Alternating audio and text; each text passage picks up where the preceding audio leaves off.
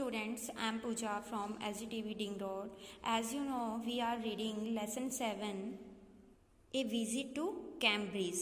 किसकी यात्रा की बात हो रही है? कैम्ब्रिज, जो किसने की है? इस लेसन के ऑथर फिरदौस कांगा ने। और वहाँ उनकी मुलाकात किससे होती है? स्टीफन हॉकिंग से। Students, today we are going to read next part of this lesson. I haven't been brave, said his disembodied computer voice the next afternoon. अगली दोपहर बाद उसके शरीर रहित कंप्यूटर की आवाज़ ने कहा, मुझ में साहस की कमी रही है। I have had no choice, यानी मेरे पास इसका कोई भी विकल्प, कोई भी चॉइस नहीं है। Surely I wanted to say living creatively with the reality of his disintegrating body was a choice. अब देखो, निश्चित रूप से मैं यह कहना चाहता था कि क्या विघटित हो रहे शरीर की वास्तविकता के साथ रचनात्मक ढंग से जीना एक विकल्प नहीं था।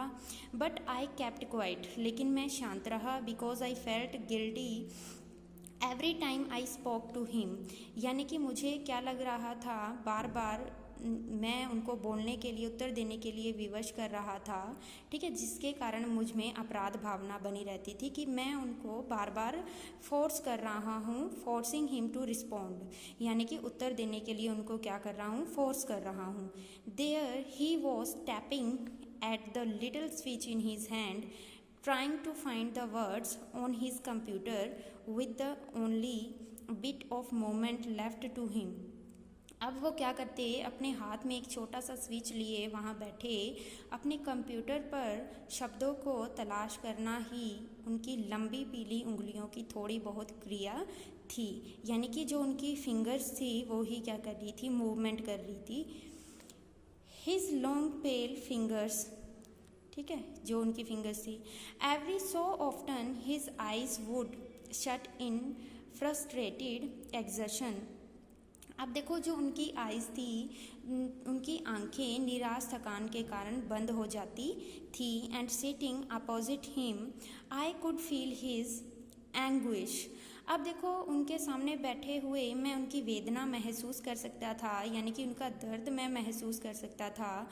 The mind buoyant with thoughts that came out in frozen phrases and sentences stiff as corpses, means कि उनके दिमाग में क्या था, विचारों का एक बहुत बड़ा समुद्र, ठीक है, था, जो जमे हुए शब्दों तथा शव के समान कठोर वाक्यों के रूप में बाहर निकल रहे थे। A lot of people seem to think that disabled people are chronically unhappy. I said, I know that's not true myself. अब वो क्या कह रहे हैं कि कुछ मुझे लगता है, या ऐसे लगता है, कौन कह रहा है, ये फिरदौस कांगा कह रहा है स्टीफन हॉकिंग को, कि ऐसा लगता है कि बहुत से लोग ये सोचते हैं कि विकलांग जो हैं वो हमेशा दुखी रहते हैं, लेकिन मैं जानता हूँ कि यह बात मेरे बारे में तो सच नहीं है। I know That's not true myself. Are you often laughing inside? अब वो स्टीफन हॉकिंग को पूछ रहे हैं कि क्या आप भी कभी मन ही मन हंसते हो लोगों की बातें सुनकर। उनका ये क्वेश्चन है स्टीफन हॉकिंग के लिए। तो देखो वो क्या आंसर करते हैं। About 3 minutes later he responded, यानी कि 3 मिनट के बाद उन्होंने उत्तर दिया, I find it amusing when people patronise me, यानी कि जब लोग मुझ पर कृपा दृष्टि करते हैं तो मुझे बहुत ही मजाक टाइप में लगता है, हास्यकर लगता है। And do you find it annoying when someone like me comes and disturbs you in your work.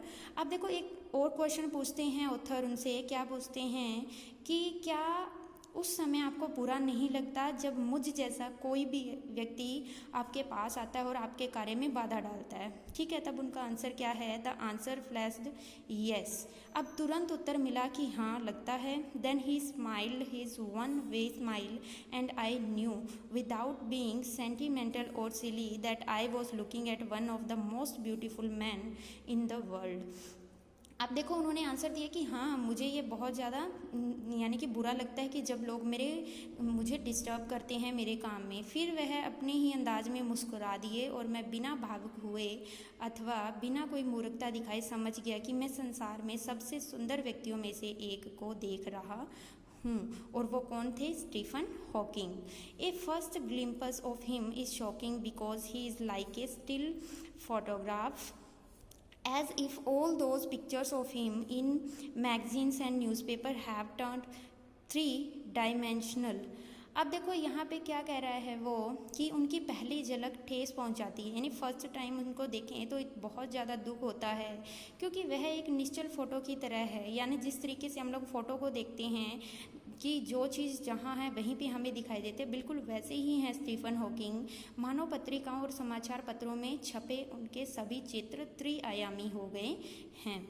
Then you see the head twisted sideways into a slump, the torso shrunk inside the pale blue shirt, the wasted legs. You look at his eyes, which can speak still, and they are saying something huge and urgent. It is hard to tell what। यानी कि अब वो कह रहे हैं कि फिर आप उनके सिर को एक और मुड़े लटका हुआ देखते हैं। फीके नीले रंग की कमीज़ के अंदर धंसा हुआ उनका धड़ बेजान टांगें, आप उनकी आंखों पर दृष्टि डालें जो बोल सकती हैं, शांत स्वर में कोई ऊंची या महत्वपूर्ण बात कह रही हैं, लेकिन यह बताना कठिन है कि उनकी आंखें क्या कह रही हैं। But you are shaken because you have seen something you never thought could be seen। परंतु आप विचलित हो उठते हैं क्योंकि आपने ऐसी चीज़ देख ली है जिसे देखने की आप कल्पना भी नहीं कर सकते। Before you like a lantern whose walls are worn so thin you glimpse only the light inside is the incandescence of a man। अब वो क्या कह रहे हैं कि आपके सामने एक ऐसे आदमी की आंतरिक आभा है जो ऐसी लालटेन के समान है जिसकी दीवारें इतनी पतली हो चुकी हैं कि अंदर केवल प्रकाश की लो ही दिखाई देती है। The body almost irrelevant exists only like a case made of shadows। यानी कि उनका शरीर जो है वो लगभग क्या हो चुका है? बेकार हो चुका है, जो परछाइयों की बनी पेटी के समान हैं। So that I know believer in eternal souls know that this is what each of us is, everything else an accessory means।